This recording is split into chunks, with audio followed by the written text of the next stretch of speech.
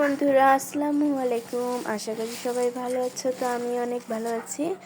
তো আজকে আমাদের গাছ থেকে পুঁই শাক তুললাম। দেখুন কতগুলো হয়েছে। এবারে এই শাকগুলো বেছে নিব। বন্ধুরা, আমাদের শাকগুলো বাছা হয়ে গেছে, যে এতটুকু হয়েছে।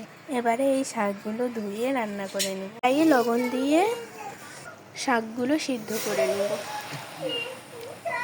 বন্ধুরা, আমাদের শাকটা সিদ্ধ করা হয়ে গেছে। এবারে এটা ঢেলে নিব। কড়াইয়ে তেল দিয়ে দিব, রসুন কুচি এবং মরিচ কুচি দিয়ে দিব। লাল লাল করে ভেজে নিব। দেখুন বন্ধুরা, লাল লাল হয়ে গেছে। এবারে শাকটা দিয়ে দিব। এবারে একটু নেড়ে নেব।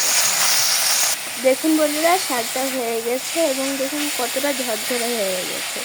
এবারে আমরা শাকটাকে নামিয়ে নেব। বন্ধুরা, আমরা শাকটা নামিয়ে নিয়েছি। দেখুন কত সুন্দর হয়েছে। এটা খেতেও অনেক মজা লাগবে। Bye bye.